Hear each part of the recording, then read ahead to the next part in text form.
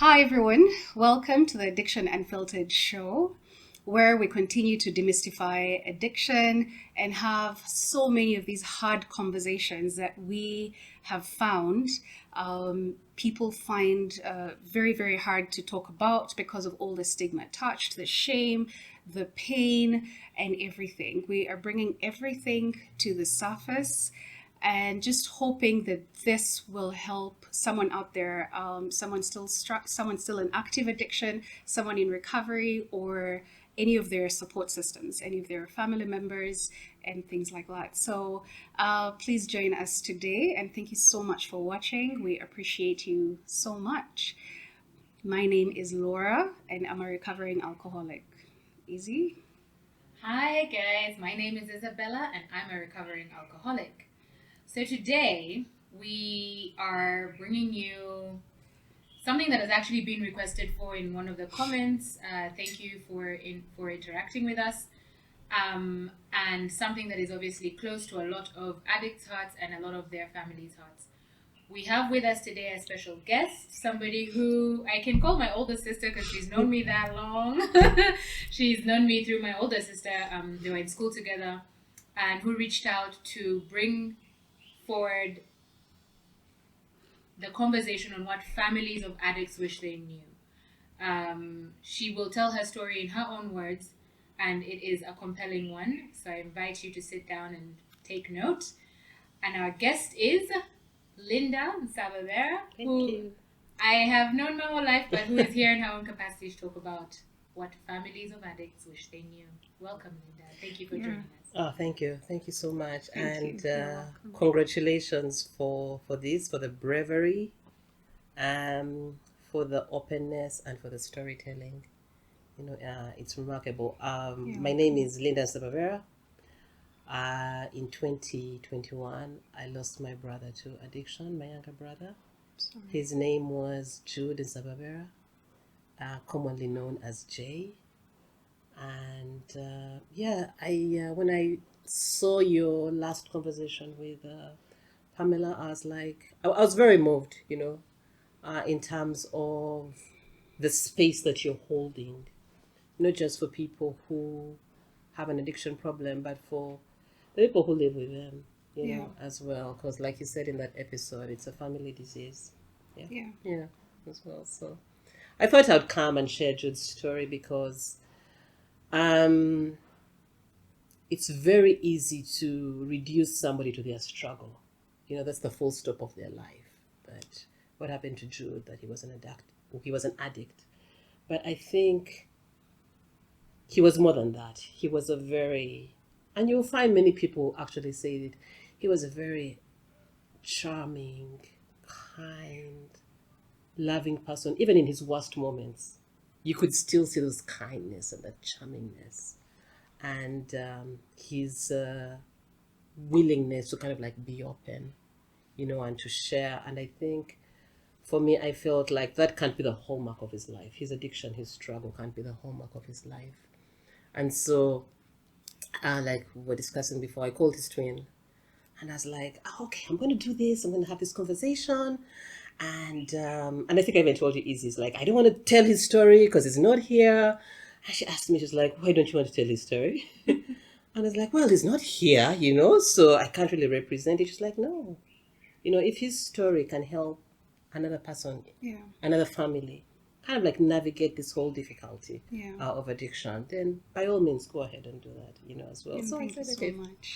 The you're welcome. bravery, the courage, Yeah. the willingness to be open. Yeah. And it is amazing that you want to share his story because indeed he was more than just his struggle. Let it at least help someone out there. Yeah, as well. So we're really happy to have you on the show. Oh, and we can't wait to to just sit here and listen to your story. Yeah. And we'll just keep sharing little bits of ours where we can relate. But really, we're here to listen to you and give you a platform to tell your story. Okay, so I think if I can recall back, I think one of the important things to understand about addiction is, and for me, in terms of making sense of Jude's death, is I encountered Dr. Gaber Mate's Yes. teachings and everything about thingy, and a switch kind of like flipped in my mind, and I began to look at it through a different lens. And so I think for me, for many years, it was Jude was the problem.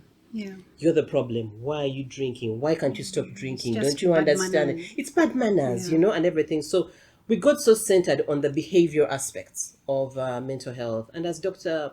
Gaber, sorry, actually explains, is that most people who suffer from addiction, there is an underlying pain, an underlying trauma, or an underlying issue that they're actually trying to sort of like navigate as well, or escape from. And it's very difficult for me to actually have this to actually say, what really triggered Jude's journey into addiction.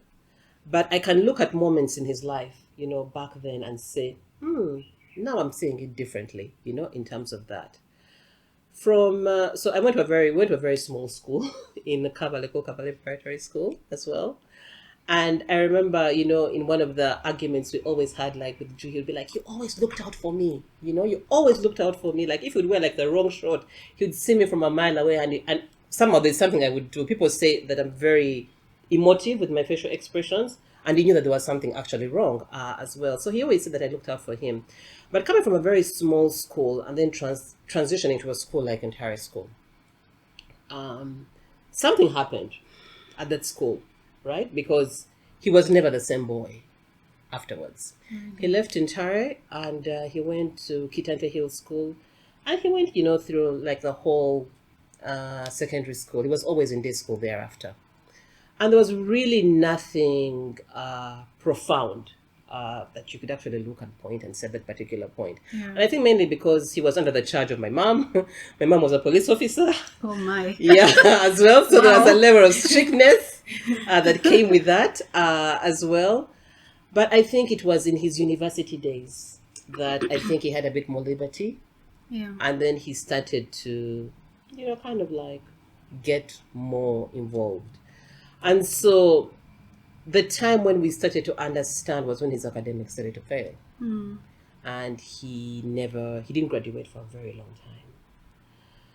And so, of course, he went through this whole thing, of being drunk, showing up drunk, you're not finishing school, you're not doing well in school, whatever you're actually trying to figure out and do, in between not finishing school.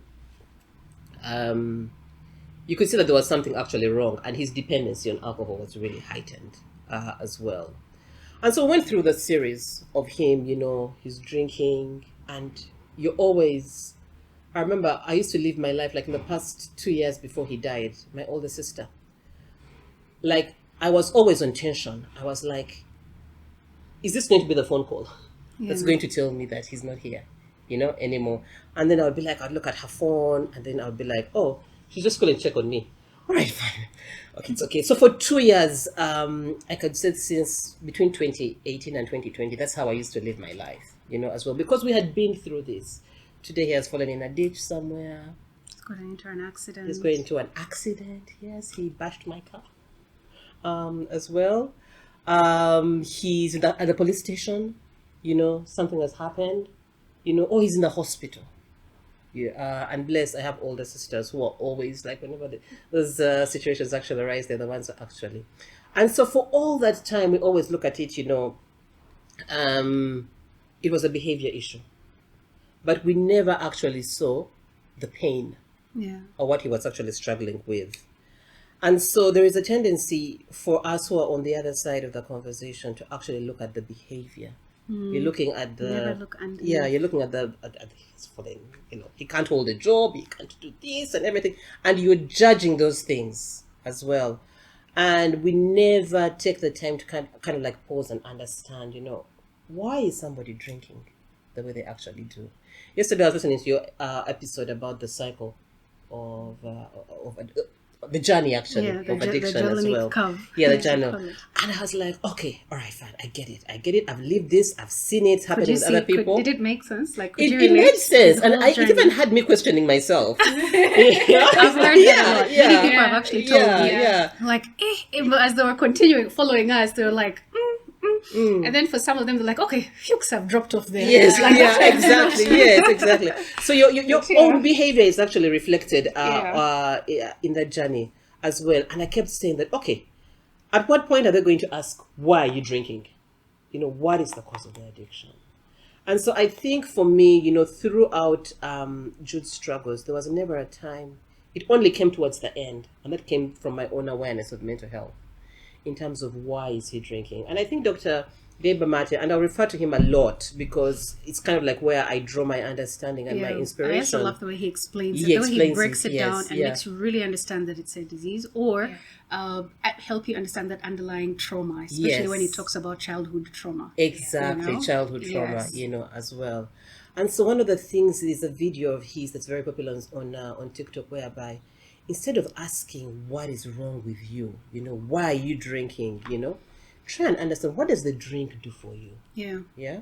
What is it that you're actually trying to deal with? Because we all drink. Again, also from Pamela's episode, listening to it, where she was talking about, you're in a group of 10, and only one person comes out, because we're all drinking from different motivations. Yes. I could be a social drinker, I could be the stress drinker, I could be just the person who loves alcohol. Like, I like the taste, of it, but I have the consciousness. But out of those 10. Yes, but out of those 10, there might be somebody who who is drinking from a different point of view. Yeah. And it's being able to hold space and understand, what is actually. And so I think for people who are living with somebody with addiction or struggling in any form of addiction is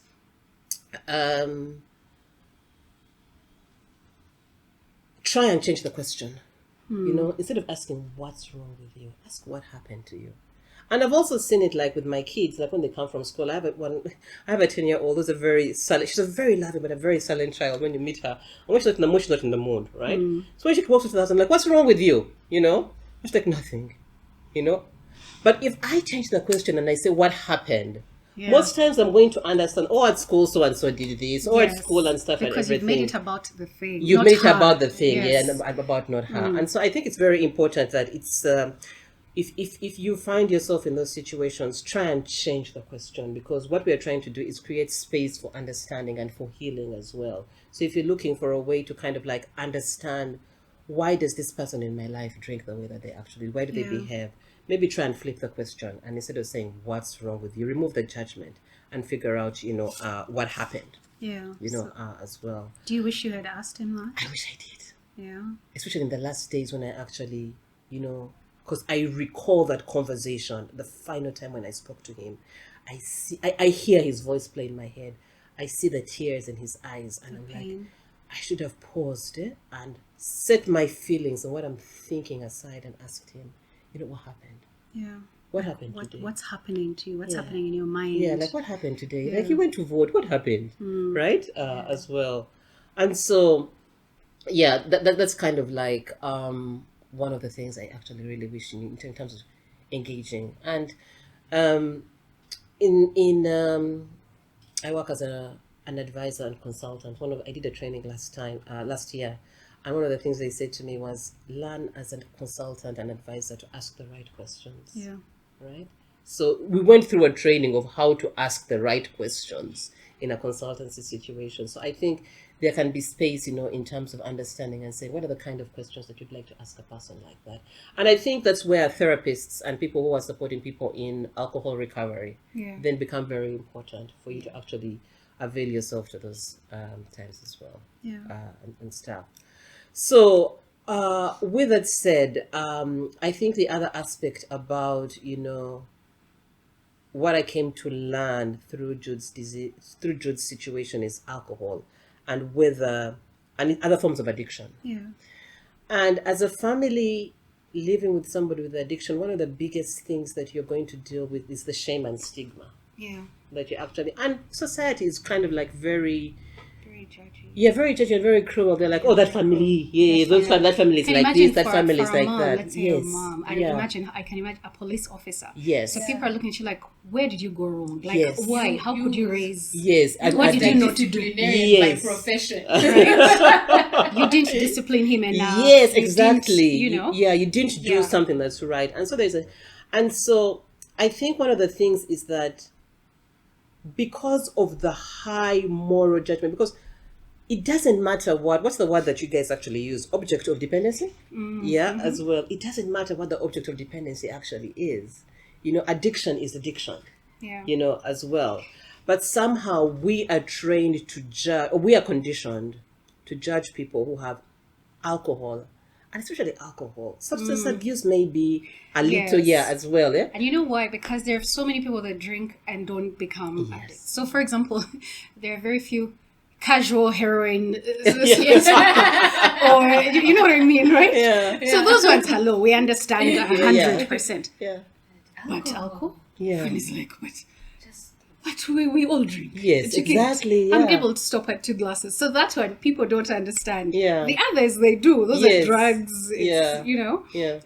Gambling, people also understand, and things like that. But alcohol, very many people find it so hard to not think of it as a moral issue. Do you get? As just being careless, indisciplined. Like you're there. You just don't know where to stop, or you just don't have your priorities right, basically. Yeah, exactly. Yeah. So we tend to, in that spirit is that society judges alcoholics.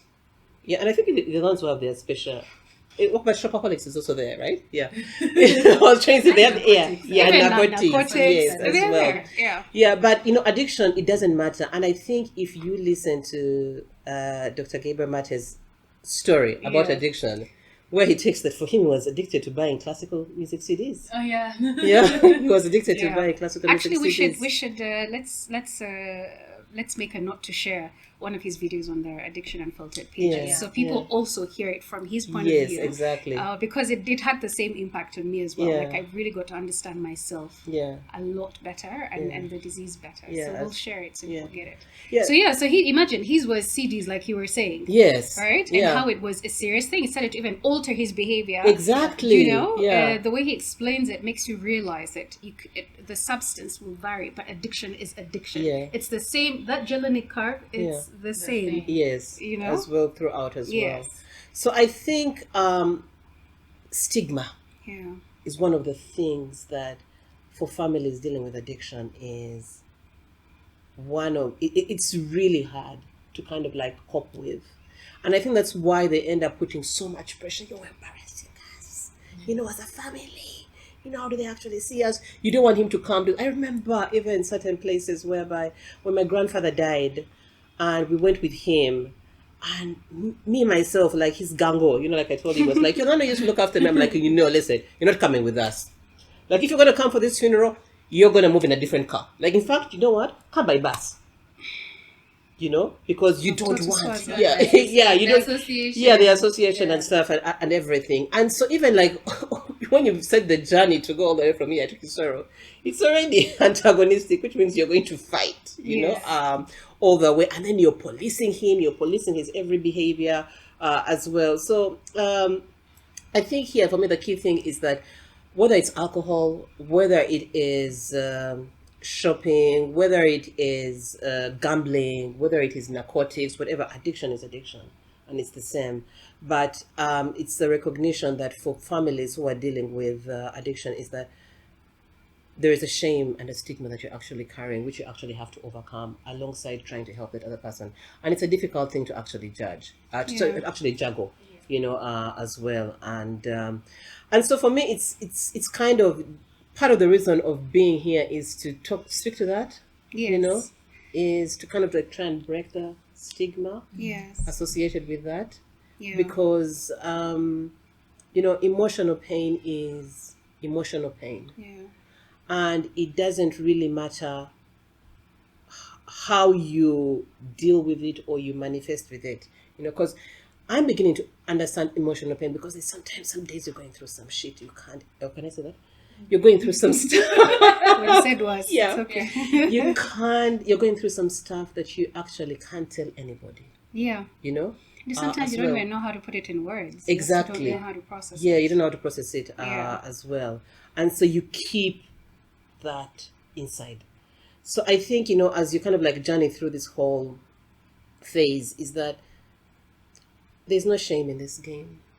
Because what's the alternative? And I think you said it in the last, when you said when you went to the rehab, you said that there are two outcomes to this. Either you get better or death, Yeah. you know, Yes. as well. Yeah. So what's the point in holding on to pride, Yeah. holding into stature? Because at the end of the day, if this person dies, we're going to have a funeral and stand in front of people and explain to them why this person actually Yeah. died. So you might as well deal then- with it and aim and Well, but there's yeah. still many families who will still not speak about it even at I the know. funeral. And Because Exactly. many people Died judge of other anyway, things. Yeah, Yeah. yeah, as there's well. there's judgment when you're dealing with it. There's judgment in death. But you, the family, what would you rather? Wouldn't you rather that you put aside the judgment in addiction and the person lives, Yeah. rather than facing it in the person's death as well? Yeah. Is kind of And I think like for us, I just want to kind of like also make an acknowledgement is that we have family and friends who kind of like understood our journey, and in a way like they would always kind of like check in Yeah. and be like, oh, but how is he and stuff and everything. And so we never, and it's amazing the mind tricks that you play on yourself, you know, as somebody who is dealing with somebody struggling with addiction, is that you're never even worried about your closest family and friends because they are there with you and they are seeing and they are understanding the problem and they want to try and help. It's the periphery of second cousin and third, I don't know, something else removed, you know, or my workmates and my colleagues and staff and everything. And you create a crisis in your mind, Yeah. which actually doesn't exist. Sometimes even when they're checking in on you will end up looking at it like judgment. Yeah. Like they're just trying to gossip. Yes. Even when they mean well. Yeah. But because of the state that you're in, that's what trauma does. Yeah. You know? You start to push them away. You start to isolate, like you're just not talking to them, you will not answer their calls and things like that. But that's what shame does. It's very, very isolating. Yeah. You know, and that's why overcoming it is, Yeah. is extremely important. Yeah. Because shame puts you in that bubble. Like you won't be able to get help, you won't get better, you know, and a lot of families suffer with that. And because of that shame, they end up making so many bad decisions Yes. continuously, Yeah. saying the wrong things, not taking certain action steps because of the shame that they've boxed themselves. Yeah. And it's not easy. Yeah, it's it's not easy, but it's a decision that has to be made. And you see, when you talk about even shame, like the way we actually box ourselves into that whole Yeah. thing, it brings me to the whole thing, you know, about addiction and whether it is a disease or not. Yeah. And I know there's some emerging debates, you know, in terms of is addiction a disease, you know, and can we classify it as a disease? I think I'm more inclined to actually recognizing it as a disease in the sense that science has evolved. Yeah. And as we conquered like the physical human body, we're at a point in our humanity journey where we are starting to understand and interrogate the mind a little bit more. Yeah. And we're trying to answer the questions that scientists long ago who discovered polio vaccine and penicillin and everything, we are trying to understand what actually these encounters with our mind really, really mean. And so for me, I'm more inclined to see it as a disease of the mind. Yeah. You know, as well, because it's an emotional pain. There is something, you know, that you either, like when you unpack, and again, you know, going back to your conversation, listening to it, and it's like, okay, so Linda, why do you drink? Right? Like, why do you drink? Like, yeah, there are days when I'm like, you know what? I really want a milkshake, and this drink tastes like a milkshake, you know, and I'll have it, right? And then there are other days when, you know, genuinely speaking, I've been through a shitty situation and I'm like, I just need to numb the pain. Yeah. Okay.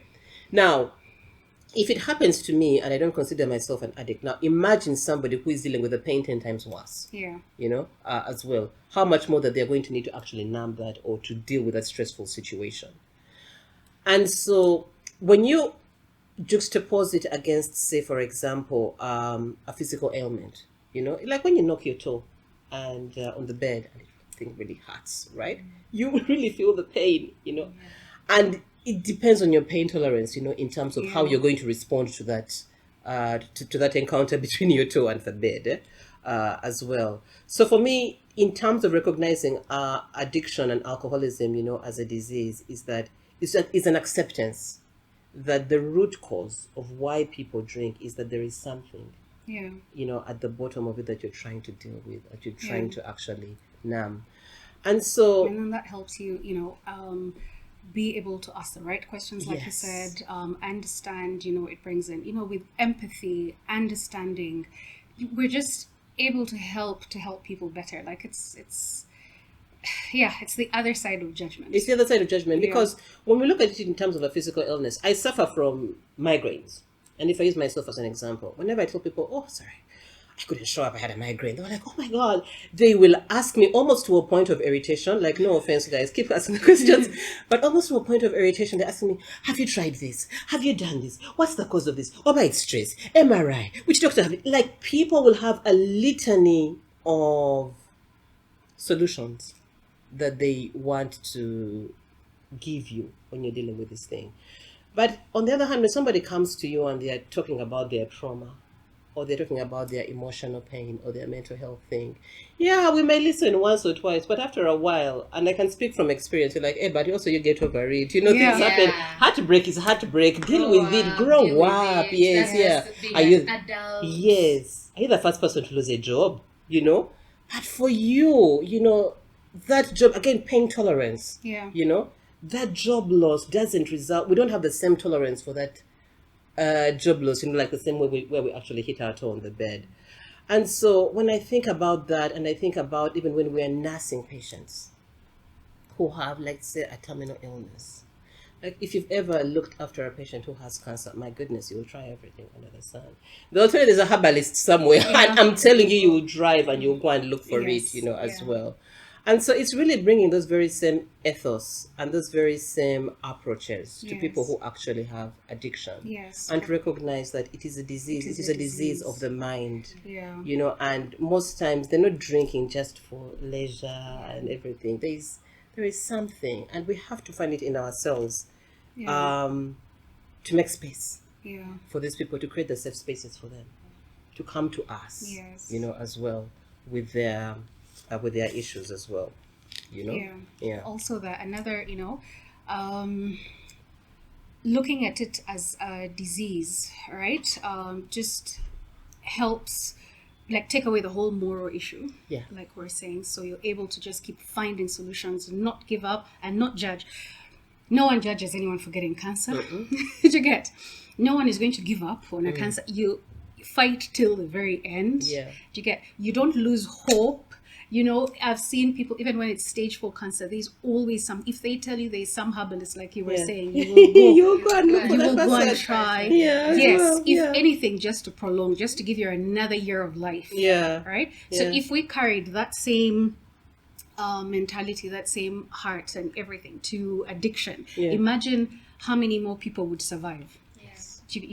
How many families would never give up and still take that person to rehab and just keep trying. And then maybe when they listen to, like, the podcast that you listen to, say, you know what, okay, now let's try therapy. And even after that, now let's, like, basically you won't give up the way Yeah. we just don't give up on cancer patients. Yeah. And that's why, looking at it as a disease is also just, it's easier for us, even as addicts, to accept, because then there's also science that shows that our brains, it's wired differently. One of the things that I understood was we just have lower levels of dopamine, right? Okay. So we are always seeking pleasure way more than the next person, Yeah, any other yeah, person, right? yeah. So, for example, like from the time your brother had his first drink, I'm sure you saw how it was just not normal from the start. Either he was consuming a lot more than his peers, or for him, whenever he drank, there were consequences. Yeah. It wasn't like the others. So that's what I mean. Like, it was different for you when you drank. It wasn't like that. So yes, there was trauma, right? But there's also that other analogy of the brain just being different. So you get to understand that, Izzy and I we're allergic to alcohol. Yeah. So where it becomes so normalized, like either I'm sitting at a wedding and those people who, someone tries to pass me a bottle of wine, I say, no, I can't, because I'm an alcoholic. Like we should be able to be as accepting of it Yeah. as like the way someone will say, no, Yeah. I can't drink sugar. Or I mean, can't tea eat with red sugar. meat because I have gout. Thank you. Or I can't take sugar with my tea because I'm diabetic. Yeah. Do you get? I am this. So that's why Izzy and I can sit here and say we are recovering alcoholics. Like, we're very accepting of it. We know that we're different. We know that we're wired differently. And that's how families should look at it. Yeah. You know, and that helps them, you know, not look at it like a moral issue, and therefore help, you know, tackle this issue. You know, do rehab, help this person stay in recovery, know what not to say, know, you know, all these things that they need to do. Yeah, and I think it's very important, you know, what you actually say, you know, in terms of, if you take like what you say in terms of people being wired differently, yeah? Yes. Whether it's our physiology or like Yes. our mental thing and everything, you can be like in a family of 7 and only one comes out with asthma, Yeah. right? Yeah, as well. And so, It's the same with addiction. yeah, exactly. And so as a family, you have to say, okay, fine, this is a different child, Yeah. you know, so let's actually handle them and treat them differently as well. You know what's so funny is we're inappropriate, like even in death we find the funniest moments is when my brother died. I was walking, you know, down to the house, my mother's house. So a lady he used to drink with, who everybody would, by all accounts, would consider was a baddie. Maybe a fellow alcoholic, and unfortunately she also died as well. There have been so many people in that group that have actually died. Yeah. And so she was sort of like condoling with me, and she was like, "Oh, I'm so sorry about your brother's death and everything. But your brother was such a good person. He wasn't like these other people, you know, who drink and fall down and stuff. He was very intelligent." And my immediate thought was like, "Oh, even within this community, there are levels. Everybody had their level. Like, this one is worse than me. This one is the bad one. This is the..." So they even them among themselves. But I found that very, you know, funny. But they were able within themselves to actually recognize the difference, you know, in terms of how alcohol impacted them as well. So yeah, so I think it's very important for families to actually, you know, recognize. Yeah. And the very first part, you know, like how they say, you know, in this journey of addiction, is that the very first step to healing is acceptance. Yeah. I think also for families, the very first step of healing is recognizing and accepting. Yes. Yeah, It's the first thing. It's the first thing. Yeah. It's the first thing for It all both starts families from and that. for addicts. You can't heal without going through that acceptance and understanding. Yeah. Yeah. So yeah, so really, you know, throughout all this whole journey, I think the other thing is, you know, beyond just the shame, is the emotional toll that it takes on you. Is that you are going to go through a roller coaster of emotions with this person. It's a journey. As the family. Yeah, as a family. Yeah. You know, as well. But I think, you know, in that roller coaster of emotions is that you have to figure out what is the sense or the motivation of the emotion that you're actually feeling and you're actually expressing towards them, you know, as well. Because for you, you know, in that moment, you are, you know, we talk about the shame, you talk about the frustration, you talk about the fear, the anxiety, even you that you're actually going through, you know, as well. And so there is almost a requirement that you have to step out of your own emotions, you know, and try and look at that person's situation. Because many times I remember a time when, like with addicts will do, I had just had a baby. I was at my mom's place, and I think I probably bought something for the baby and stuff, but I think to fund his habit, he had stolen something of the baby's. And my God, the fight that we had between the two of us, you know, about, this is a baby, how can you steal from her, you know, you're actually, so you can imagine me postpartum, the financial cost of whatever it is that the financial implications or consequences, whatever is actually taken, as well. And so I'm reacting, right? I'm not even bothering to find out, why did you take this, you know, what did you do with this, you know, and stuff and everything, or that kind of like questioning, you know, as well. I'm just thinking about myself and how his behavior has impacted me and my child, you know. So it's very easy to get caught in your own emotions, and you find yourself reacting Yeah. and moving in a way that is focusing on that. Yeah, and saying things that you can't unsay. Oh my God. Things which only make the shame and everything worse Worse, on the addict and make yes. them go even further down. Yes. You know. Yeah. They're dealing with guilt and shame over Yeah. their own behavior or whatever pain they're going through. Yeah. When now they already know what they've done is wrong. They're already Yeah. guilty. Yes. They're already guilty. They're already shameful. Yeah. And they also can't understand why. Like, we can't understand why we're doing it either. Sometimes, Yeah. you know, you're like, why am I stealing from my sister? Yeah. Why am I stealing from my little baby niece? But then there's the other brain which is telling you, you must, because we need this thing. And Yeah. we need it now. Yeah. Yeah. So then the person is dealing with all of that, and then, of course, it's human nature that you would react that way, because I mean, it's your baby. They still call it Yeah. your baby. Yeah. But understanding that sometimes it might be more useful to step back and say, why did you? Yeah. Why did you? You know, to create space for both realities, because two Yes. things can be true at the same time, right? Yeah. Yes, I can be hurting, I can be feeling anxious and everything, but also he can have a problem, you know, Yes. as well. So I think that's one of the things I wish I knew. Yeah. How to exist in my reality and his reality as well. Yeah. to give them space. Nobody actually trains you for that. Nobody prepares you for that.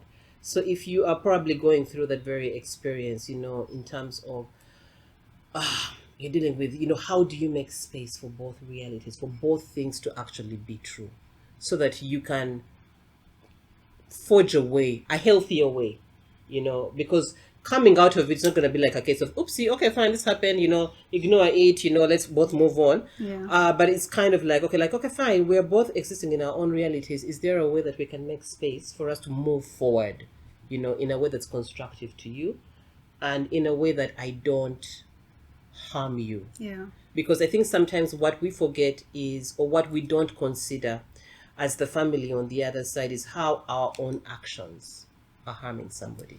Yes, family are you families are the biggest trigger. Yeah, you know. Because of the things that you say, and because of all these things that you're saying, you end up creating spaces that are not safe for, you know, like Easy shared in a previous episode, her going home, like where home was a trigger. Yeah. You know, your mother's biggest trigger. But imagine knowing that because of the things you're doing and saying, you are someone's biggest trigger. You're the reason someone can't stop craving for a drink. You know what I've actually thought You know? about? You know, going back to that story of this lady who told me, Jude was a fantastic human being and stuff and everything. It forced me to look back on my behavior and how one of the things we used to have is like, why do you keep going back to that place? How's your friends? Why do you keep hanging out with them? They're not good. That space is not good. You know, in fact, that neighborhood shop, they should close it, you know, because it's the problem, you know, as well. But then it's the realization that when he's with his friends, he's the bomb. He rules the world. In fact, there's a friend of his who came home crying in tears to my poor mother. And bless my mom, you know, she had the space to allow him to deal on top of her own grief, for him to deal with his own grief. He was like, oh, now this boy, he's the one who helped me write my application letter. He gave me the interview questions whenever I had a problem at work. He's the one who was helping me. Now, how? Because for him, at least he could hold a job. Jude couldn't hold a job. So I think in this relationship, this codependent relationship that they had created, it's like, you know, I'll help you with your job. You know, it's like, so how am I going to continue in this job with him, without him? And so he's in a space where people make him feel like he can be anything. Yeah. But on he the felt understood, needed, accepted. Yeah. But on the flip side, the moment he walks, we're like, ay, the drunkard is in the home again.